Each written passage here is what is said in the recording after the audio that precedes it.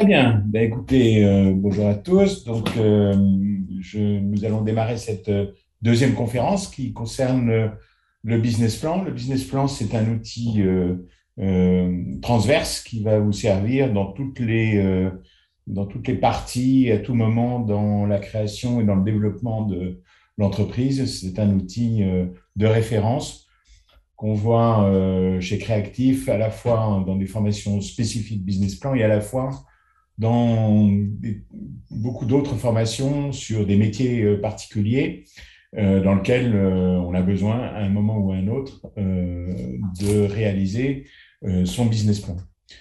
Donc, je m'appelle Guillaume Bordeaux-Montrieux, je suis chef d'entreprise et je suis autrement consultant formateur chez Créactif. Euh, Ce que nous allons aborder aujourd'hui, c'est quatre sujets. Premièrement, qu'est-ce que c'est qu'un business plan? À quoi ça ressemble? Comment ça se présente? Voilà, tout simplement. À quoi ça sert? Pourquoi on en fait des business plans? Après tout, on pourrait ne pas en faire et on va voir que on peut éventuellement ne pas en faire, mais on va voir aussi que ça peut être utile. Qu'est-ce qu'on fait pour écrire son business plan? Quelles sont les règles à respecter? Le business plan, c'est à la fois un outil pour soi et un outil de communication. Donc, il y a des standards qu'il faut pouvoir respecter pour que ce soit compris par d'autres, et en particulier par les financiers. Et puis, qu'est-ce qu'on met dedans? Il y a des chapitres, comment ça se remplit et qu'est-ce qu'on attend d'un business plan au final? C'est quoi qu'est-ce qu'on veut dedans et quelles sont les différentes parties du business plan. Qu'est-ce que c'est un business plan? Un business plan, la caractéristique première d'un business plan, c'est que c'est un document écrit. Voilà, c'est pas un document oral, c'est un document écrit et construit et qui répond à un certain nombre de règles, d'accord? Donc c'est d'abord un document écrit. C'est un document donc qui doit pouvoir se présenter à d'autres. Donc, c'est un document écrit, c'est un document relié, c'est un document qui va expliquer l'ensemble de la démarche de l'entreprise et qui va permettre enfin, je vais dire déjà, dans un premier temps, pour le créateur d'entreprise ou pour le chef d'entreprise, c'est un document qui permet de rien oublier, tout simplement. D'accord? Ce document, il a deux parties. C'est assez simple, hein. Ce document, il a deux parties. Il a une partie rédactionnelle et une partie chiffrée. J'allais dire, il y a une partie Word et une partie Excel. Voilà. Le poids de ces deux parties, il est le suivant. Le document global d'un business plan, prenons l'exemple d'un business plan de base qui fait une vingtaine de pages. Alors, quelquefois, vous pouvez être effrayé en disant, mais comment je vais écrire 20 pages sur mon projet? Ben, vous allez voir, ça va très vite, hein. Et on va voir ce qu'on met dedans et vous verrez que, en général, 20 pages, même pour des projets assez simples, ben, ça suffit pas, tout simplement. Et donc, on aime bien en plus avoir des annexes parce que ça permet d'avoir un peu plus de choses. La première partie, elle est rédactionnelle. Rédactionnelle, ça veut dire on écrit, on décrit, on écrit. Et puis vous savez comme moi que une photo vaut mieux qu'un long-discours, qu'un schéma vaut mieux qu'un long-discours, etc. Donc la première chose, premier conseil fondamental, n'hésitez jamais à illustrer votre business plan. Mettez des photos, mettez des plans, mettez des cartes, mettez des logos de vos concurrents, illustrez. Plus c'est illustré, mieux c'est. Mettez des photos des machines que vous allez utiliser, mettez des photos des locaux, un plan ou un schéma du local que vous allez utiliser ou du local que vous souhaiteriez utiliser, aussi un plan de l'emplacement auquel vous êtes, les accès, les moyens de transport, etc. Vous voyez il y a beaucoup de choses qu'on peut illustrer. N'hésitez pas à l'illustrer. Il y a quelques années, 3 ans, 4 ans maintenant, j'ai accompagné un garçon qui reprenait une série de ruches euh, il a racheté une entreprise qui fabrique du miel, voilà, tout simplement. C'était pas mal de ruches, presque 1 millier de ruches, donc c'est beaucoup. Et donc, il cherchait des financements. Et dans son business plan, pour bien illustrer ce qu'il allait faire, il a mis à l'intérieur de son business plan des petites pochettes avec du miel, voilà, des petites pochettes en plastique avec du miel à l'intérieur, comme des échantillons. Bah, je peux vous dire que les gens qui ont lu son business plan, eh bien, ils s'en souviennent, voilà, parce que ça a marqué, voilà. Donc, n'hésitez pas à utiliser tous ces moyens et tous ces types de choses pour le faire. Puis, il y a une deuxième partie qui est la partie chiffrée. La partie chiffrée, c'est la traduction concrète de tout ce que j'ai écrit auparavant. Donc, tout ce que j'ai écrit auparavant, c'est pas de la littérature, c'est des choses qui expriment ce que je vais faire. Donc, tout ceci, ça doit se traduire en chiffres. Et d'ailleurs, dans la partie rédactionnelle, je vais avoir beaucoup de chiffres. Par exemple, je vais pouvoir dire, pour fabriquer mon projet de fabrication de lunettes, eh bien, j'ai besoin d'acheter une machine qui coûte 300 000 euros ou 200 000 euros, peu importe, ou 30 000 euros. Très bien. Eh bien, voilà, j'ai écrit ça dans ma partie rédactionnelle, je vais retrouver ces chiffres dans ma partie chiffrée, etc., etc. C'est-à-dire que chaque fois que j'écris quelque chose dans la partie rédactionnelle qui peut être chiffré, je vais le retrouver dans la partie chiffrée. La partie chiffrée, elle est, quelquefois on dit, mais un business plan, c'est d'abord des chiffres. Ben non, les chiffres, c'est la conséquence de ce que j'explique. Euh, pour vous donner un ordre d'idée, un business plan qui fait 20 pages, eh bien, sur le business plan qui fait 20 pages, je vais avoir 3-4 pages de documents chiffrés. Voilà. Et que dans mon document qui fait 50 pages, si je vais au maximum de possibilités d'un document, je ne vous conseille pas d'aller tellement au-delà de 50 pages. 50 pages, c'est déjà beaucoup. Après, au-delà de 50 pages, utiliser les annexes. C'est-à-dire que oui, je peux avoir encore plein d'autres choses à dire, plein d'autres choses pour montrer mon projet, pour même moi me mettre en tête, etc. Mais voilà, je peux toujours utiliser des annexes, etc. Euh, 40 pages, c'est déjà un beau business plan. Voilà, un beau business plan. Pensez à ceux qui vont le lire et voilà. Euh, et puis pensez à vous simplement, que ce soit, on a dit bien que c'est un document synthétique. Donc voilà, au-delà de 50 pages, ça devient moins synthétique. Mais dans un document de 50 pages, je vais peut-être avoir 5-6 pages de documents Excel, de documents vraiment chiffrés. Tout le reste, c'est de la partie rédactionnelle. Donc, le business plan, c'est d'abord et avant tout une partie rédactionnelle. C'est une partie écrite et illustrée, avec beaucoup, beaucoup d'illustrations. Euh, Pardon. À quoi ça sert un business plan? Ça sert à différentes choses.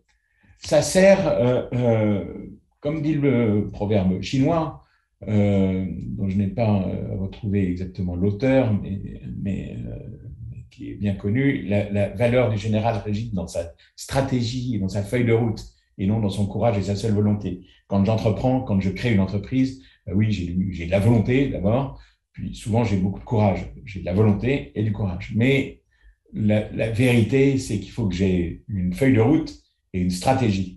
Et le business plan, ça sert à exprimer ces deux aspects-là, la feuille de route et la stratégie.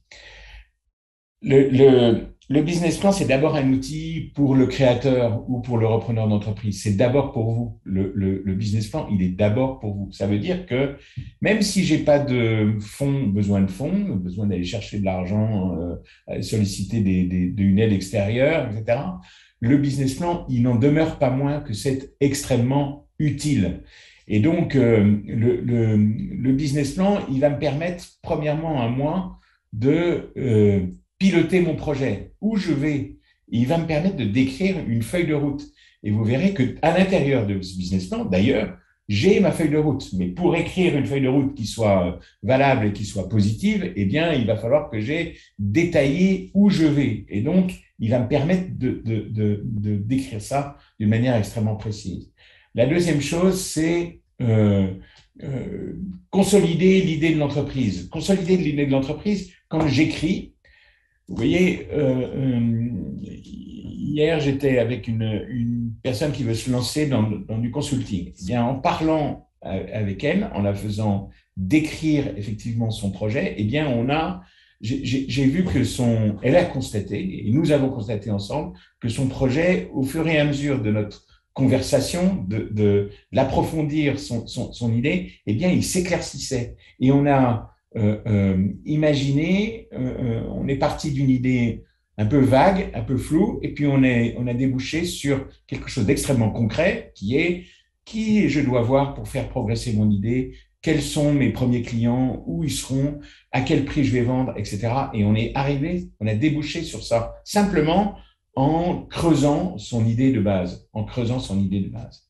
Et puis fournir la fameuse feuille de route, c'est-à-dire, vous savez, un chef d'entreprise, une des premières questions qui se pose, c'est par quoi je commence? Qu'est-ce que je fais demain matin? Demain matin, il faut quoi? Il faut que je crée mes statuts, il faut que j'aille voir des prospects, il faut que j'aille chercher un fournisseur pour trouver mon produit, il faut déjà que je trouve mon local.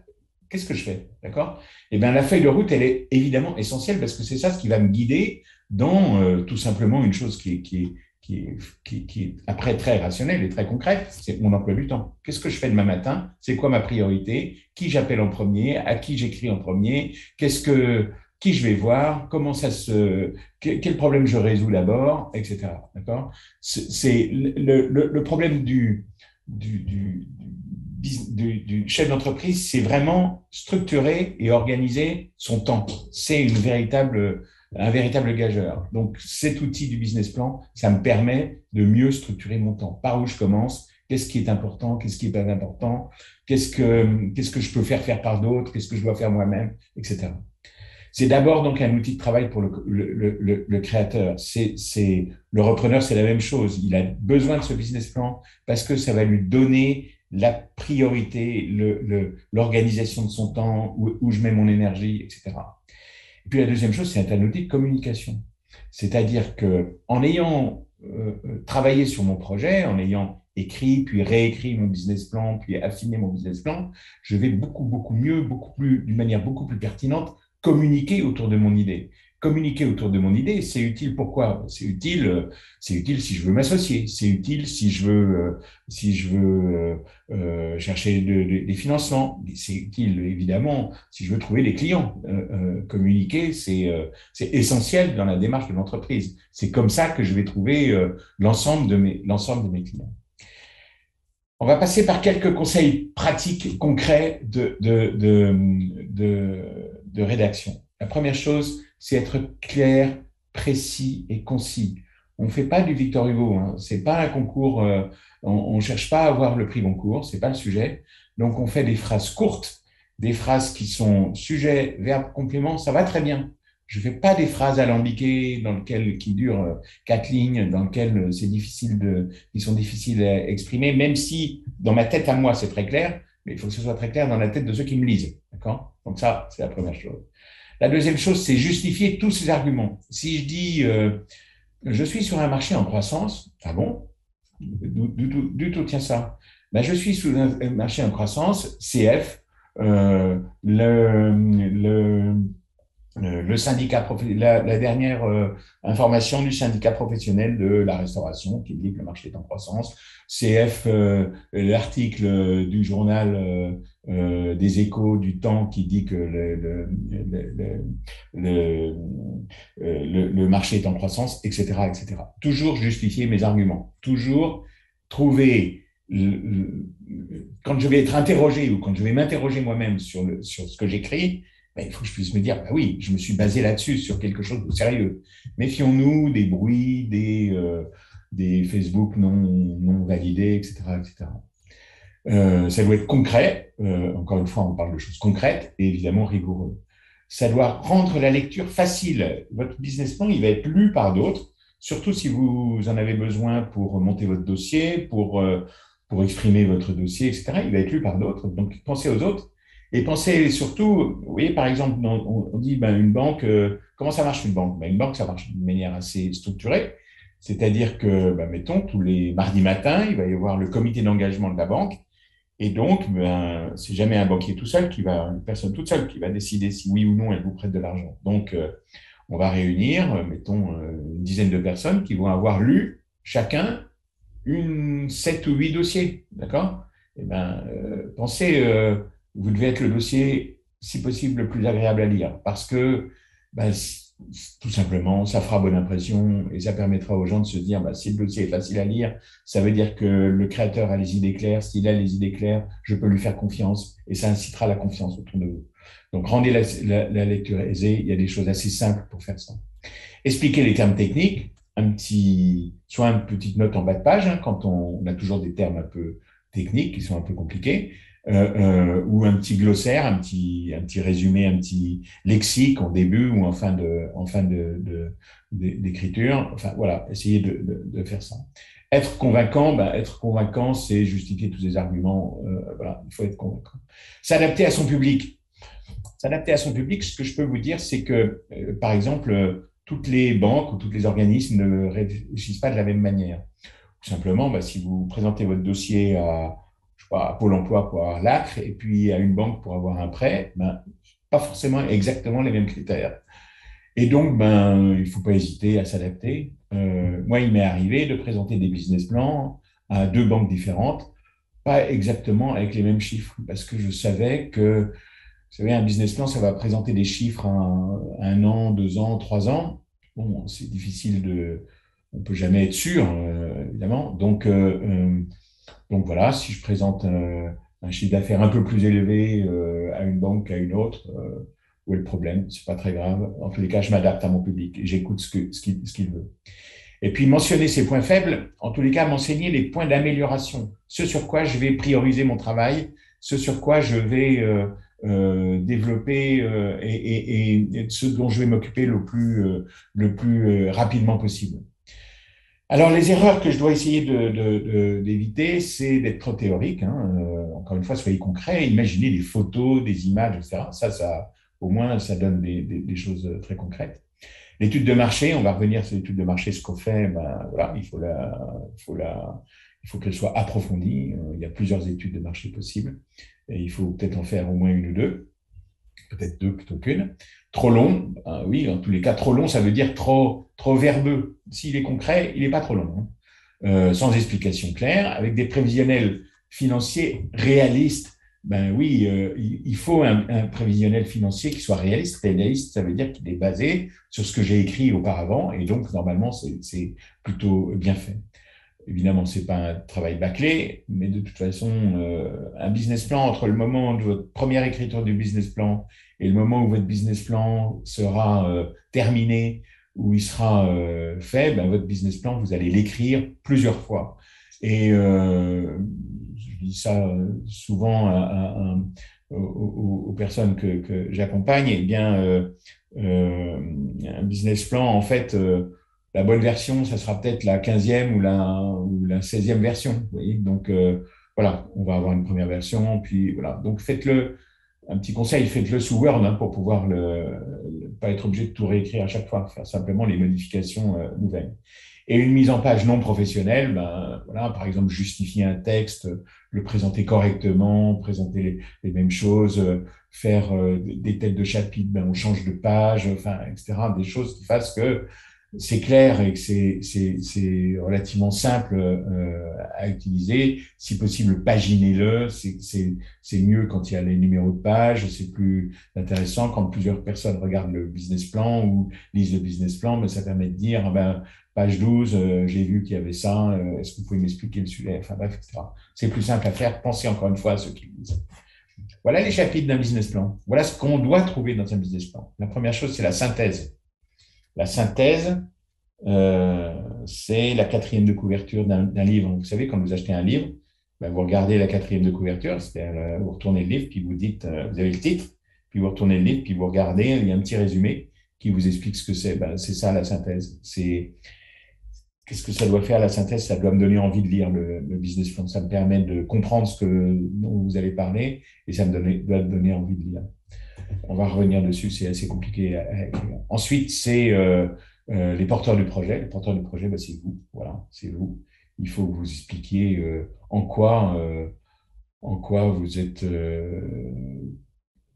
crédible pour porter un projet de cette nature, en quoi vous allez être sérieux ou sérieuse pour porter ce projet. Ensuite, ben, c'est la description du projet. Qu'est-ce que je veux faire? Où c'est? Qu'est-ce que c'est exactement? Les produits que je fabrique ou les services que je vais rendre? Qu'est-ce que c'est? Comment ça s'articule, etc. Ensuite, j'ai un gros travail sur le marché. Sur le marché, j'ai un très gros travail qui est ben, dans quel univers j'existe, hein, c'est qui mes concurrents, euh, c'est qui le marché, c'est qui mes premiers clients, ça sera qui, comment, où est-ce que, combien il y en aura au total, qu'est-ce que je peux avoir comme ambition, est-ce que je peux aller avoir d'autres implantations, etc., etc. Tout ce qui va m'expliquer quel est le marché sur lequel je suis. Ensuite, la stratégie. La stratégie, c'est un gros mot, mais ça dit une chose assez simple. C'est quand je démarre mon entreprise, bah, par définition, je fais zéro de chiffre d'affaires. Et puis, j'ai prévu qu'à la fin de la première année, j'allais faire 50 000 euros de chiffre d'affaires. Et bien, comment je fais pour passer de zéro à 50 000? Qu'est-ce que je fais? Ça va être quoi les outils que je vais utiliser? Qu'est-ce que je fais en matière de communication, en matière d'approche de mes clients, comment ça se passe, etc., etc. Voilà. Ensuite, j'ai tous les aspects juridiques. Les juridiques, ben, c'est le statut de l'entreprise. On a vu, vous avez vu tout à l'heure avec Marine comment je crée une petite entreprise. Ben, voilà, c'est une petite entreprise, une entreprise un peu différente. Quel est le statut juridique? Quel est l'environnement juridique qu'il y a autour de l'entreprise? Ben, si je monte un restaurant, ben, il y a des problèmes d'hygiène, il y a des problèmes d'agrément, etc. Ben, voilà, est-ce que j'ai bien toutes les formations qui sont nécessaires pour pouvoir faire ça? Voilà, des aspects très, très importants là-dessus. Puis ensuite, vous voyez que j'ai le prévisionnel financier, mais vous voyez que ça vient 1, 2, 3, 4, 5, 6, 7. C'est le septième chapitre, les aspects financiers. Et là, on verra ce qu'il faut mettre dedans. Il y a trois tableaux qui sont très importants à mettre dedans. On reviendra sur ces trois tableaux-là. Et puis enfin, la dernière chose, c'est un rétro-planning. C'est dire, voilà, je vais ouvrir mon magasin le 30 novembre prochain. Qu'est-ce qu'il faut que je fasse d'ici là? Bah, déjà, il faut que je trouve le local, il faut que je négocie le bail, il faut que je. Enfin bref, etc. J'aille acheter les marchandises, enfin, voilà, tout ça. Et ça va me dire, et ça va m'expliquer très concrètement qu'est-ce qui se passe dans le futur. C'est évidemment une partie fondamentale de l'entreprise. Première chose, la synthèse. La synthèse, c'est ce que je lis en premier, c'est souvent ce que je rédige en dernier. En fait, je vous disais tout à l'heure, vous allez avoir 16 ou 18 versions, 16, mettons, versions de votre business plan avant qu'il soit complètement définitif. Ben, peut-être que la synthèse, ça ne sera pas 16, ça sera peut-être 22. Parce que c'est difficile à écrire, c'est compliqué à écrire. La synthèse, il faut qu'elle soit courte. Une synthèse, c'est court, c'est percutant, ça me donne envie d'aller plus loin, j'ai envie de découvrir le reste. C'est ce qui va me permettre de me dire, bah, tiens, ce dossier-là, je vais le passer en premier parce que, waouh, il a l'air super intéressant. Voilà. Il doit être accrocheur, il doit susciter la curiosité, ça doit me mettre en appétit. C'est un apéro, ça doit me mettre en appétit. Je dois pouvoir y aller et ça doit être effectivement quelque chose d'extrêmement intéressant. Ça me donne une idée de quoi je vais parler. Okay. Ici, on met 2 pages maximum. Si on fait une page, c'est très bien. Et si on fait même une demi-page, c'est aussi très bien. Une page, c'est bien. Franchement, voilà. Il faut que ce soit court, il faut que ce soit percutant. Il faut que chaque mot, je me dise, waouh, voilà. Et il faut que faites-leur lire votre business plan par des personnes extérieures qui vont vous dire en lisant la synthèse, ah, dis donc, ton projet, super. Voilà. C'est ça ce que vous devez entendre. Ben pour ça, voilà, il faut que ça soit véritablement accrocheur. Ensuite, c'est les porteurs du projet. Alors, le porteur du projet, je pourrais l'intituler autrement, parce que je pourrais l'intituler dans le genre qu'est-ce que je fais là? Pourquoi moi? En quoi moi je suis justifié pour animer ce projet? En quoi voilà, pourquoi moi j'ai le droit de faire cette activité? Voilà, en quoi ça va marcher? En quoi je vais réussir là-dedans? Et donc c'est très important d'avoir cette notion de euh, euh, voilà, comment mon histoire qui me permet de justifier pourquoi je suis là. Tous les projets qu'on a tous dans la tête, ils viennent de notre histoire, ils viennent de rencontres, ils viennent d'idées qu'on a pu attraper à droite ou à gauche, ils viennent de tout ça, d'accord? Mais il faut que j'explique ça. Il faut que j'explique. Je ne suis pas là par hasard. Quand je porte mon projet, je ne suis pas là par hasard. Je suis là parce que j'ai bien voulu être là et que j'ai eu vraiment envie d'être là. Donc, il faut que je parle de ça. Si on est plusieurs dans le projet, ben, il faut expliquer le rôle de chacun. Quand on est plusieurs dans un projet, il faut toujours qu'il y ait au final quelqu'un qui tranche, quelqu'un qui soit le patron et puis quelqu'un qui soit qui aide la personne qui pilote le projet. Donc il faut il faut que tout ça, ça soit bien expliqué, d'accord? Et puis, alors, un petit conseil en incidence, si jamais vous êtes plusieurs à porter un projet, vous faites ça dans une structure, par exemple une société dans laquelle vous êtes plusieurs à porter un projet, une règle d'or, je vous le dis parce que j'y pense, je suis vraiment très attaché à ça, faites absolument un pacte d'associés. C'est indispensable de faire ça. Donc faites un pacte d'associés si vous voulez booster si vous voulez, si vous êtes plusieurs dans un projet. Ensuite, j'ai le projet. Alors, le projet, ben, c'est l'offre, hein. C'est quoi c'est quoi ce que je propose? Et comment je le fais? C'est l'offre et comment je la fabrique, mon projet. Qu'est-ce que je fais? Par exemple, si je suis consultant, très bien, je vais être consultant, eh bien, c'est mon offre de consulting, très difficile à écrire, mais bon, j'écris mon offre de consulting, très bien. Mais en même temps, j'explique comment je maintiens mes compétences, comment je suis toujours au niveau top, comment je fais pour être toujours performant, etc. Dans mon offre, ça va être, par exemple, quand je vais faire une offre sur je monte un restaurant, ben, mon offre, c'est peut-être bien la photo de ma carte, hein, ou dans les cas, le projet de ma carte. Qu'est-ce que je vais proposer? Ben, voilà, c'est aussi concret que ça, hein, voilà. Et donc, vous voyez que tout ça, en plus, ça s'illustre, je peux voir des choses avec ça. Je peux avoir des éléments graphiques qui me permettent de bien comprendre tout ça et de voir comment ça fonctionne, d'accord? Et puis, la cible, c'est qui vont être, à mon avis, mes premiers clients, à qui je m'adresse en priorité, ok? Ensuite, j'ai le marché. Le marché, c'est l'analyse globale du marché. Ça s'appelle souvent une analyse documentaire. C'est fait à partir de ce que je trouve sur Internet, à partir d'éléments qui viennent de syndicats professionnels, des chambres de commerce, etc. Je vais récupérer pas mal d'infos qui vont me dire, voilà, le marché du service à la personne est en pleine croissance. Bah, très bien, voilà. Et c'est pas moi qui l'affirme, c'est affirmé. J'ai trouvé cet aspect là ailleurs. La concurrence, voilà, je pourrais vous parler pendant longtemps de la concurrence. C'est indispensable de faire une étude très précise et forte de la concurrence essentielle.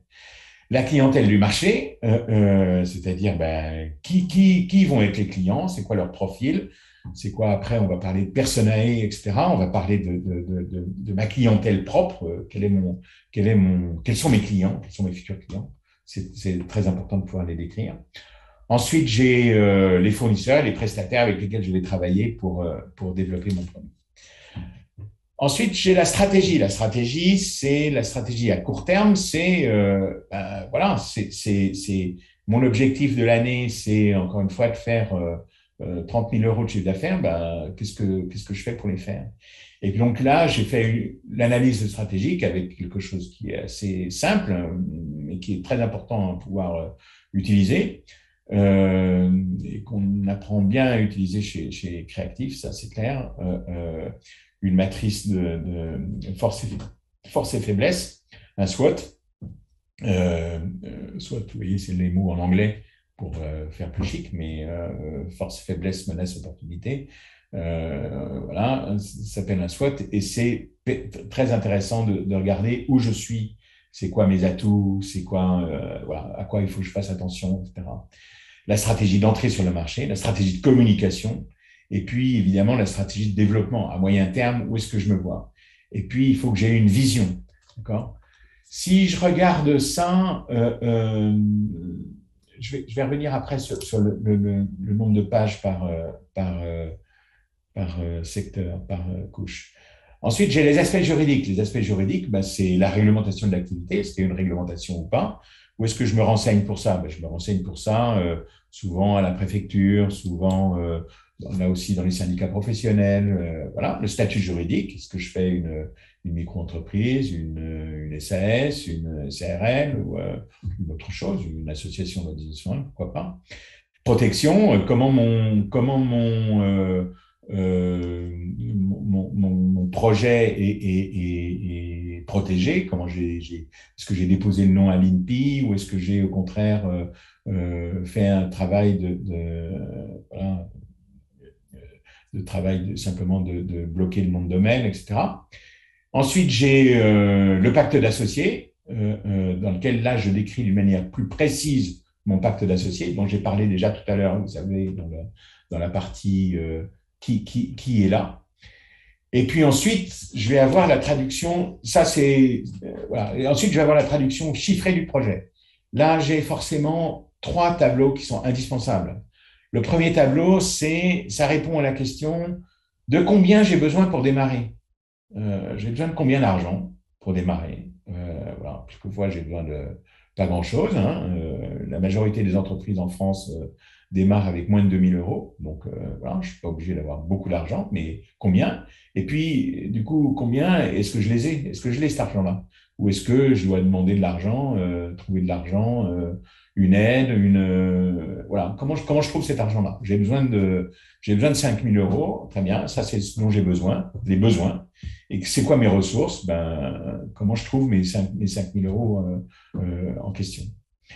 Et puis, la deuxième chose, c'est le compte de résultat. Le compte de résultat, c'est euh, est-ce que tous les efforts que je vais faire pour créer ma boîte, pour toute l'envie que je vais faire pour créer ma boîte, est-ce qu'au final, tous les ans, ça va gagner de l'argent ou ça ne va pas gagner de l'argent? Parce que quand même, le but du jeu, c'est que l'entreprise puisse durer. Pour qu'elle puisse durer, ben, il faut qu'elle gagne un minimum d'argent simplement pour exister. D'accord? Donc, qu'est-ce que je vais faire? Je vais comparer le chiffre d'affaires et les charges. Voilà, c'est ça le compte de résultat. C'est quel chiffre d'affaires je fais par rapport à combien de charges j'ai. Sachant que les charges, ben, il faut bien que je les liste bien dans leur ensemble. Et puis, troisième point, ces 2 tableaux-là, je les fais sur 3 ans, au minimum sur 3 ans. Okay, j'ai besoin de combien d'argent sur les 3 premières années et mon chiffre d'affaires et mes charges, comment ça va fonctionner sur les 3 prochaines années. Les 3 premières années, pardon. Et puis, je vais avoir un autre truc qui s'appelle le plan de trésorerie. Le plan de trésorerie, c'est pas, ça reflète quelque chose qui est très concret. C'est combien je vais avoir en banque. Vous savez, quand on est chef d'entreprise, la préoccupation de combien il y a sur mon compte en banque, c'est une préoccupation permanente. D'accord? Pourquoi? Bah parce que quand il n'y a plus d'argent dans la banque, quand je n'ai plus d'argent du tout, eh ben, ça s'appelle une faillite. Ça veut dire que je ne peux plus exister. L'argent, c'est le sang de l'entreprise. La trésorerie, c'est le sang de l'entreprise. Quand il n'y a plus de sang, ben, on s'arrête. Donc, voilà. Donc, c'est essentiel de savoir comment se passe cet argent-là. Je voudrais juste revenir 2 secondes sur le plan d'une manière générale. Je vais revenir là. Excusez-moi. Voilà. Pour vous dire, la synthèse, 1 page, 2 pages maxi. Les porteurs du projet, le porteur du projet, 2 pages, 1 page, 2 pages, voilà, 3 pages maximum. Le projet, voilà, là c'est sérieux, c'est 6-7 pages. Le marché, la même chose, 6-7 pages. Okay. Ensuite, la stratégie, 2-3 pages, 2-3 pages, voilà, 2-3 pages, 4 pages maximum, voilà. Les aspects juridiques, 1 page, quelquefois 2 pages, quelquefois un peu plus dans des situations particulières. Les prévisions financières, ben, au moins les 3 tableaux que j'ai cités, voilà. Et puis, je vais terminer par le rétroplanning.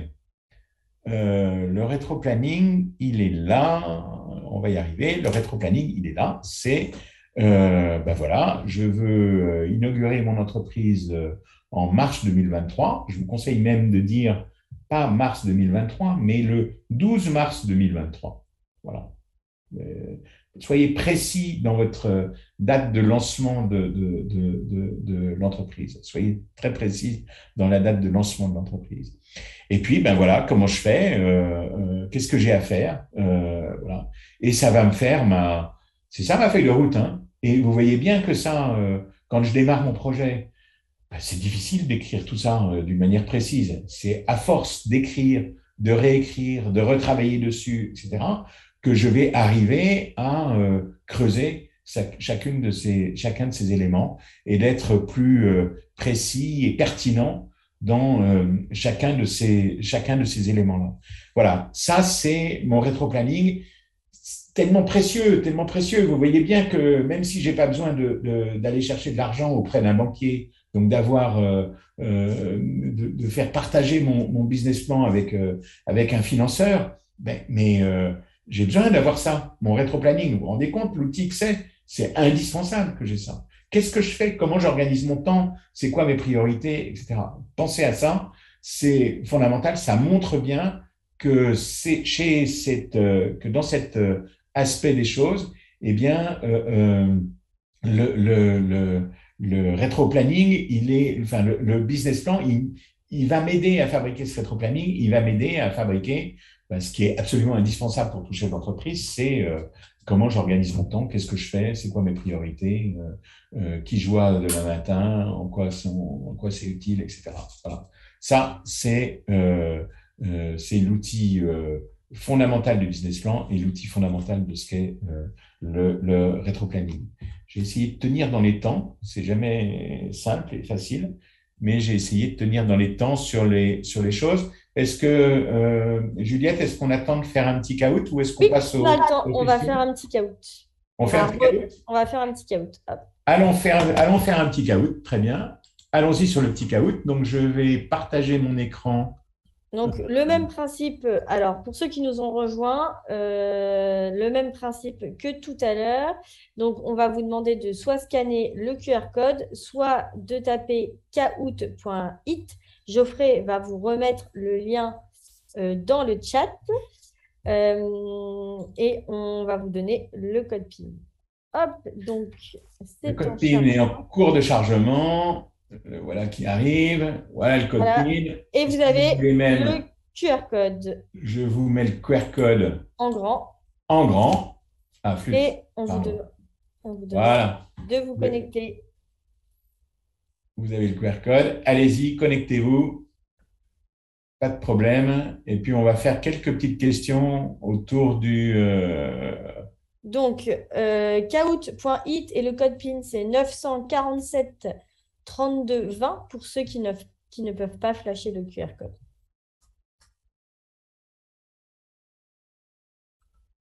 Voilà.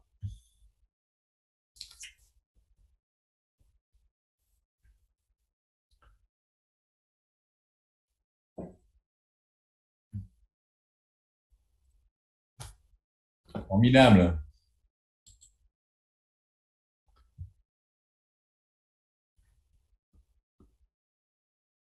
Voilà, on va attendre que tout le monde se connecte.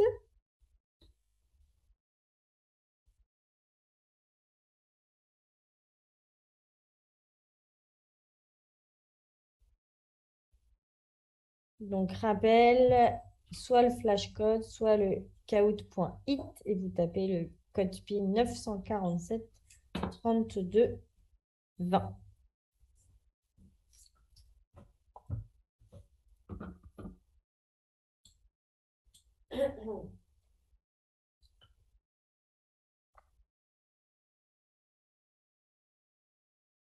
Allez, encore une petite minute pour ceux qui peuvent, pour les derniers qui se connectent. Ceux qui n'arrivent pas à se connecter ou ça met un petit peu de temps, c'est pas grave, vous pouvez aussi répondre aux questions Oui, vous répondez par euh, vous-même. via le chat. Et puis pour ceux qui ont posé des questions sur la conférence Business Plan, Guillaume y répondra juste après le petit caout. Allez, Guillaume, c'est bon. On y va? Et c'est On parti. démarre. Les autres, si vous n'êtes pas connectés, vous pouvez répondre via le chat. C'est parti. Allons-y. Business plan, conférence numéro 2. Voilà la première question. Un business plan est composé de… Ah, on ne voit pas. Alors, les tableaux financiers. Voilà, Voilà. c'est bon. Une étude de marché. En rouge, le tableau financier. En orange, une étude de marché, un descriptif complet du projet. Et en vert, les trois.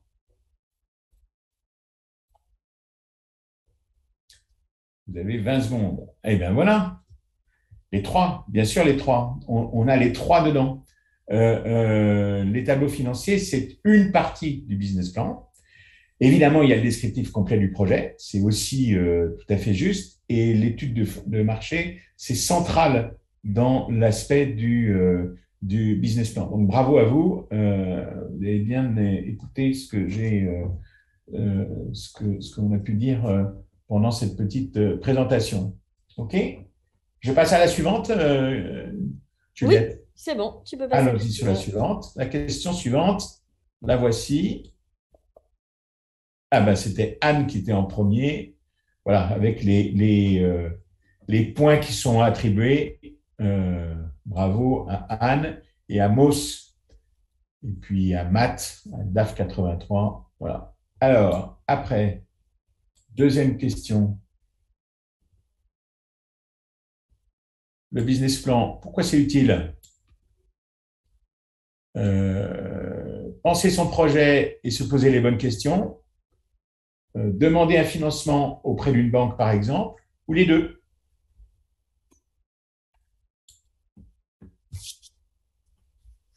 Plus que La trois, question c'est est assez simple, hein. Voilà, les deux. Oui, bien sûr, les deux. Les deux, tout simplement les deux. Euh, ça sert à demander un financement, mais ça sert aussi à clarifier les choses. Et après, pour tout le monde, c'est pas forcément la même chose. Voilà. Euh, Matt est passé en tête. Euh, Anne est juste derrière. Shérif, Mélanie, Emma. Bravo à tous. Troisième question. Euh, on n'a que quatre questions. Le partie juridique permet de connaître le règlement du marché. Vrai ou faux?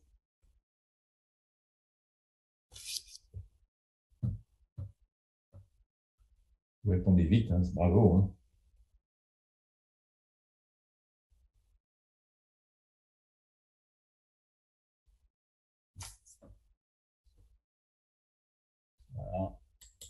Vrai. Ben oui, la partie juridique, c'est la partie qui me permet Alors, il y a des marchés qui ne sont absolument pas réglementés, hein. Il y a des marchés qui sont complètement libres, hein, euh, voilà, c'est dans cette partie juridique, en tous les cas, que je vais trouver la réglementation du marché. Bravo Mélanie, David, euh, bravo au code, Camille et Ambre. J'adore le fait de s'appeler sur le code. Quatrième question, et c'est la dernière, et après on passera aux réponses aux questions que vous avez faites. Qu'est-ce qu'il y a dans un plan de financement, dans la partie financière, un plan de financement initial, le compte de résultat prévisionnel, le plan de trésorerie, ou les trois? Les questions sont assez simples, je dois reconnaître. Eh bien oui, les trois, bien sûr, les trois. Voilà, bravo. Et le podium, eh ben, le podium, c'est la personne qui a mis le code, Mélanie, et puis le vainqueur est David. Bravo David, 59. Bravo, David. Bravo à toi. Alors, Et Guillaume, puis Ambre et Camille, finalistes. Bravo aussi.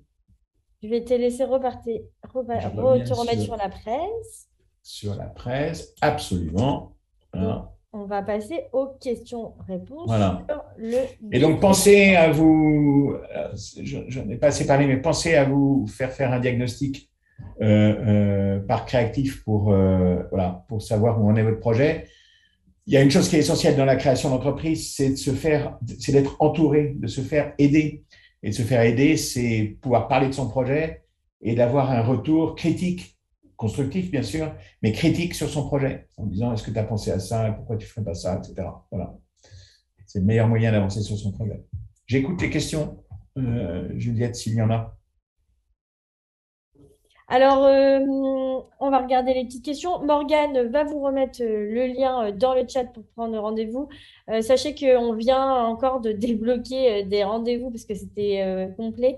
Donc, on a débloqué des rendez-vous demain matin et lundi matin pour ceux qui le souhaitent. Alors, les petites questions. Donc, est-ce qu'on peut refaire un petit point sur le nombre de pages conseillées par partie, s'il vous plaît? Oui, rapidement, la synthèse, ben, une page, moi je préconise une page. Une demi-page, même quelquefois, c'est très bien, ça suffit. La présentation individuelle, 2 pages, 3 pages max. Voilà, en 3 pages, on s'est bien présenté. Hein, voilà. Quand on est plusieurs, ben, on multiplie ça. Hein, mais quand on est plusieurs, on évite de mettre 3 pages par personne. Mais une page par personne, c'est bien. Quelquefois 2 pages quand c'est vraiment nécessaire.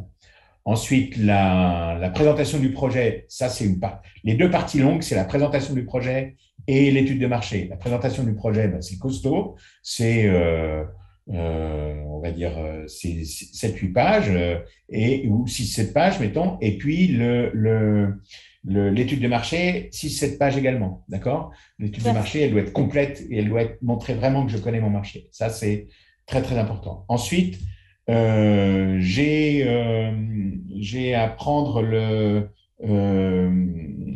donc l'étude de marché. Ensuite, j'ai l'aspect stratégique. 1 page, 2 pages, 3 pages max. Voilà, ça c'est la stratégie. C'est qu'est-ce que je fais pour activer, pour aller sur mon projet. 3 pages, en 3 pages, ça doit être fait. Le juridique, ben, quelquefois c'est une page ou une demi-page. Quand j'ai un truc très simple, je dis ben voilà, je monte je suis auto-entrepreneur. Voilà, tout le monde comprend ce que c'est pas la peine de faire des choses très compliquées. Ou voilà, je monte une SAS ou une SASU. Ben voilà, c'est assez simple. Et puis après, quand même un peu d'explication pour montrer comment je respecte la réglementation, quand il y a de la réglementation. Et puis quand je fais un pacte d'associés, au moins les points qui ont été évoqués dans le pacte d'associés, la gouvernance, l'évolution du capital, etc. Enfin, tous ces aspects-là qui sont très, très importants. Et puis, donc ça, c'est quelquefois 1 page, quelquefois 3 pages. Voilà, normalement, en 3 pages, c'est fait. Et puis ensuite, j'ai la partie financière. La partie financière, bah, comptez au moins 1 page par tableau. Hein. Quelquefois, le tableau, on le met sur 2 pages. Sur les plans de financement, souvent, c'est sur 2 pages. Voilà, donc un plan de financement, on va dire 2 pages, un compte d'exploitation, 1 page, 2 pages maximum, et puis un plan de trésorerie, 1 page, ça va très bien. On fait un plan de trésorerie, on le fait mois par mois. Vous voyez, dans l'année, sur un an, ben, il y a 12 colonnes. Hein. C'est pas très compliqué à dire, c'est compliqué à faire. Et puis, le dernier point qui est l'aspect rétro-planning, 1 page, 1 page et demie quand il y en a besoin. Voilà. OK. Guillaume, est-ce que tu peux nous réexpliquer la nuance, en tout cas la différence entre un business model et le business plan? Oh là là, oui, absolument. C'est pas la même chose. Voilà. Le business plan, ça exprime, c'est quelque chose qui est destiné à communiquer et qui exprime le détail et le concret de la société. Le business model, c'est avant le business plan, c'est souvent fait avant le business plan. Ça peut se continuer parce qu'évidemment, on peut le modifier au fil du temps, le business model. Hein. Je vous rappelle que Blablacar, pour arriver à son business model actuel, celui qui lui a permis vraiment d'exploser et de devenir une licorne, il en avait fait 9 avant. Voilà, 9. 9 business models avant d'avoir le business model qui aujourd'hui, tout le monde trouve que c'est hyper simple et vachement facile. Bah oui, mais ils ont quand même un peu travaillé dessus, ils se sont un peu cassés les dents. Bon. Donc le business model, vous savez, il y a 9 cases, ça dit la proposition de valeur. Voilà, la proposition de valeur, c'est qu'est-ce que j'apporte. Et puis, ça va parler du marché, des clients, etc. Et puis, ça va parler, par exemple, quand ça parle d'argent, ça va parler des flux financiers. Mais les flux, c'est la manière dont je capte de la valeur. Mais je vais pas avoir le chiffre d'affaires que je vais faire là-dedans. C'est la manière dont est-ce que je vais faire des abonnements, est-ce que je fais faire, est-ce que je vais fonctionner avec de la publicité, enfin bref, etc. Comment j'articule les choses. Puis ça va parler de l'entreprise d'une manière globale, qui sont les partenaires de l'entreprise. Qu'est-ce que je dois avoir les activités clés. Les activités clés, c'est qu'est-ce que je ne dois pas sous-traiter, qu'est-ce qui est mon cœur de business. Et ça doit m'exprimer ça. Voilà. Et puis, ça va me donner les coûts en matière de, là aussi, les grandes lignes. C'est quoi les coûts principaux, la manière dont ça fonctionne, etc. Et puis, je vais avoir dans les autres cases un peu moins importantes, ben, les partenaires clés, les activités, les activités un peu plus secondaires, et puis de l'autre côté, les canaux de distribution et la manière dont je me mets en relation avec mes clients. Voilà. Grosso modo, c'est ça. C'est une vision très synthétique, très évolutive. Et la différence, c'est que, vous voyez, un business plan, on a dit, c'est 20 pages, etc. Un business model, c'est un tableau.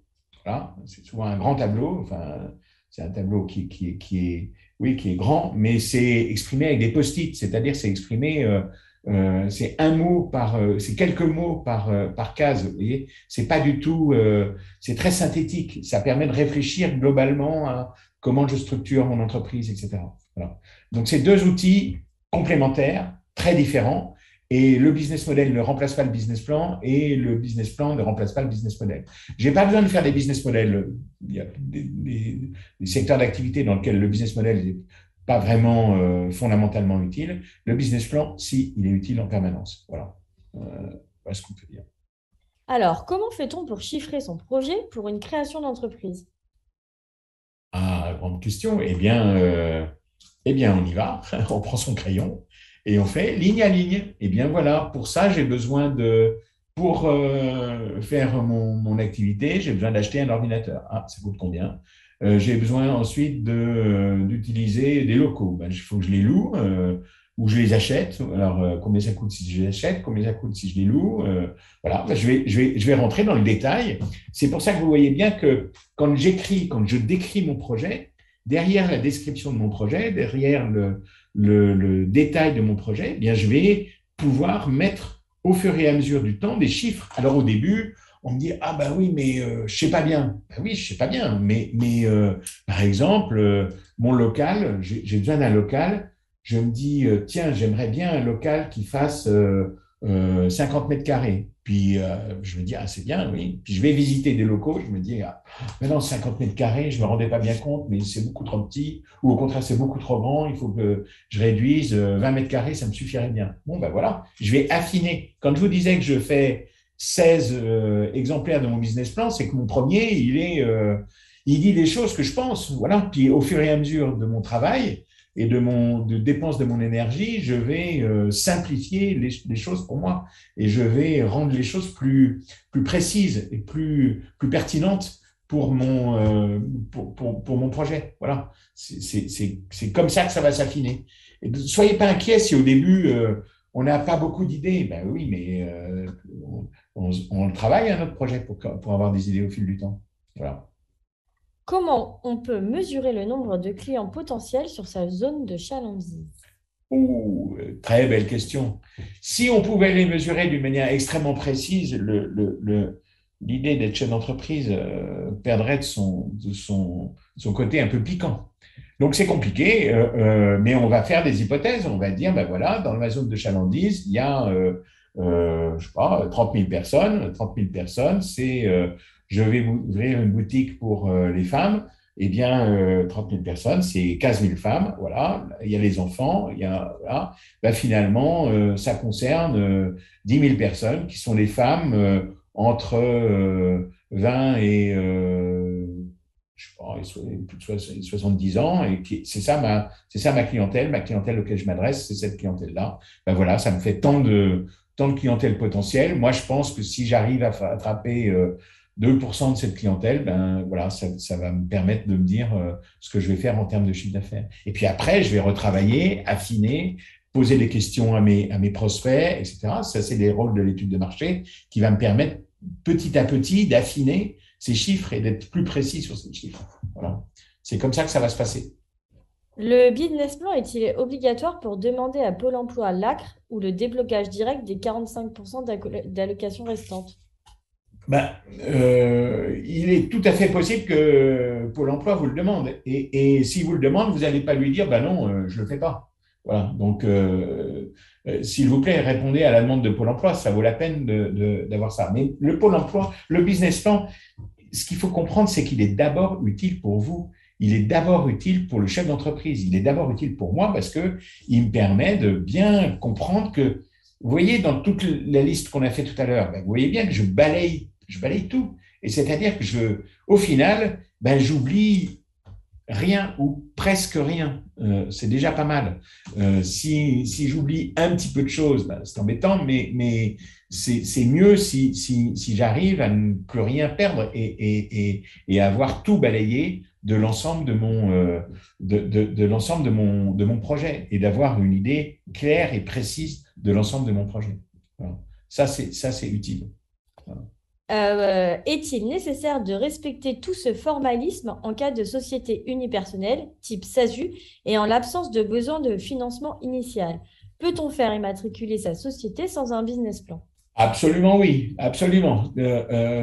On peut faire immatriculer sa société. Immatriculer sa société, c'est un truc administratif. Donc, j'ai pas besoin j'ai même pas besoin d'avoir de business plan du tout. Je vais au greffe et où je fais ça par Internet. J'immatricule ma société. C'est une démarche administrative. Point barre. D'accord. Le business plan, il vous sert. Alors, le formalisme.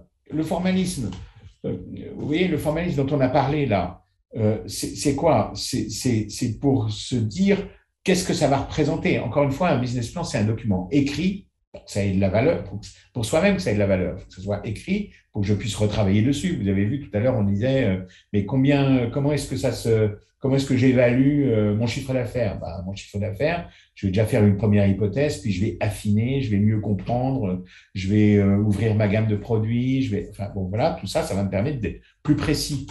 Bien voilà, ça sert à ça le business plan. Et donc ça sert pas administrativement parlant, c'est pas forcément utile, d'accord. Mais pour piloter ma boîte, oui, c'est ma feuille de route. Comment je peux faire pour savoir si ça marche ou si ça marche pas? Ben, si ça marche ou si ça marche pas, c'est que je me suis fixé un objectif que je ferai je sais pas, 15 000 euros de chiffre d'affaires au mois de septembre. Ben, si je fais 20 000, je me dirais waouh, super, j'explose tout. Et si je fais 12 000, je dirais ah, comment je fais pour aller mieux? Et ben voilà, ça m'aide à prendre des décisions. Voilà. Une autre question. Le prévisionnel est donc censé être plus simple à faire suite à à la rédaction du business plan au préalable. C'est bien ça? Absolument. Le prévisionnel, il va découler de tout ce à quoi j'ai pensé. Parce que si vous démarrez en vous disant, tiens, je vais prendre un tableau, puis je vais essayer de remplir les cases, ben oui, sauf qu'est-ce qui justifie que je mets 2000 à tel endroit et pourquoi je mets pas 2005? Ben, vous voyez, je prends l'exemple de tout à l'heure de mon local ou de la machine dont j'ai besoin. Ben, la machine dont j'ai besoin, au début, je me dis, ah ben tiens, il me faudrait une machine, je sais pas quoi, une machine à coudre, ça va coûter, je sais pas, 600 euros. Ah bah oui, très bien. Mais il se trouve que j'arrive à en trouver une pour beaucoup moins cher. Voilà, bah c'est plus 600 euros, c'est 200 euros et ça me va bien et ça marche très bien. Bah voilà, j'ai modifié mon business plan et ça va aller mieux pour moi. Voilà, bah c'est à ça que ça sert. Faut-il être plutôt optimiste dans le chiffre d'affaires à venir ou plutôt prudent? Alors, la bonne règle, si je voulais avoir une bonne règle, bah, je fais un chiffre d'affaires optimiste hein, parce que c'est toujours agréable. Je fais un chiffre d'affaires le plus réaliste possible. Et puis, je fais un chiffre d'affaires pessimiste pour me dire, waouh, si ça marche pas, qu'est-ce qui se passe? Quel est mon risque? Voilà. Alors après, ça dépend des tempéraments. Moi, j'ai un tempérament, j'ai monté pas mal d'entreprises, je reste avec un tempérament optimiste. Voilà. Donc par tempérament, je suis optimiste. Voilà. C'est idiot de dire ça, mais voilà. En réalité, il faut être le plus réaliste possible. Il faut essayer de moins se mentir possible et d'être le plus réaliste, concret, ce qu'on disait, rigoureux. Voilà. Tout ça, c'est utile d'être comme ça. Dernière question, puisqu'on est déjà en retard. Comment faire son business plan tout seul? Existe-t-il des outils sur Internet et qui peut nous aider à le faire? Guillaume, tu peux les aider, je pense. Ben oui, évidemment, un business plan, évidemment, on discute autour d'un business plan. On a chacun une opinion. C'est très difficile de faire un business plan tout seul dans son coin. Parce que un business plan, il faut qu'il y ait de la contradiction. Il faut qu'il y ait des gens qui vous disent, tiens, tu as mis ça. Pourquoi tu as mis ça? Tiens, pourquoi tu ne mettrais pas autre chose? C'est comme ça que ça se fabrique un business plan. C'est-à-dire que ça se partage et au fur et à mesure du partage, c'est comme ça que ça se fortifie et que ça devient de plus en plus sérieux et qu'à la fin, on se dit, waouh, ton business plan, il est top, hein. Bon, ben voilà, pour faire ça, ben, il faut partager et c'est évidemment très, très, très utile. Voilà, le gros intérêt des formations et voilà, en particulier chez Créactif, c'est que ben, on discute de son projet et puis on parle de son projet et à force de parler de son projet, ben, on l'affine. On dit une grosse bêtise, on a le droit, hein, c'est très bien, ça pose pas de problème, ou une petite bêtise, et puis petit à petit, ben, on le corrige parce qu'il y a quelqu'un qui va vous dire ah non, mais tu pourrais faire comme ça, non, moi j'ai un cousin qui a fait ça, il a fait ça comme ça, etc. Mets-toi en relation avec lui. Voilà, c'est comme ça que ça fonctionne. Et c'est comme ça qu'on crée des boîtes. Voilà, clairement, c'est comme ça qu'on crée des boîtes. Voilà. Donc, si cette conférence vous a plu, sachez qu'on propose une formation qui est créer son entreprise de A à Z, qui est une formation de 8 jours et à laquelle, en fait, vous partez avec votre business plan qui est finalisé. Donc, Guillaume fait partie de ces formateurs sur cette formation-là. Donc, c'est vraiment l'objectif vraiment de cette formation-là, donc, qui est un petit peu plus courte, un peu plus longue, pardon, que 5 jours pour créer son entreprise ou que pour la micro-entreprise. C'est vraiment que vous sortiez avec un business plan qui est prêt, qui est complété et demain, si vous devez aller à la banque, vous pouvez le présenter. Donc, si vous avez envie d'avoir plus de détails sur le programme de cette formation, Morgane vient de vous mettre le lien dans le chat. Vous pouvez retrouver Guillaume sur cette formation-là, ainsi que Marine ou encore d'autres formateurs experts. Oui, on peut mobiliser le CPF sur cette formation. Cette formation, créer son entreprise de A à Z, est bien éligible au CPF. On est désolé de ne pas répondre à toutes vos questions. N'hésitez pas à prendre rendez-vous. Morgane va vous remettre le lien également dans le chat.